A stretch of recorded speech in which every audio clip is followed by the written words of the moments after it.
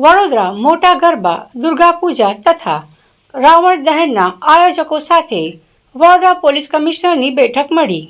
વડોદરાના ગરબાએ સુરક્ષા અને ટ્રાફિક વ્યવસ્થા રાખવી પડશે.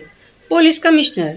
પાર્કિંગ કેમેરા, ઇમરજન્સી જેવી સવલતો જરૂરી છે. બેઠકમાં મુખ્યત્વે સુરક્ષા વ્યવસ્થા પર ભાર મૂકવામાં આવ્યો. ગરબા રમવા આવતી યુવતીઓની સુરક્ષા માટે સીસીટીવી કેમેરા રાખવા સૂચન આપવામાં આવ્યા. ગ્રાઉન્ડ ઉપર અનિચ્છનીય બનાવ ન બને તે માટે ઇમરજન્સી એમ્બ્યુલન્સ, ફાયર બ્રિગેડના વાહનો મૂકવા પડશે. ઇમરજન્સી માટે એમ્બ્યુલન્સ, ફાયર બ્રિગેડના વાહનોની અવરજવર થઈ શકે તેવી વ્યવસ્થા રાખવા સૂચનો પણ આપવામાં આવ્યા છે.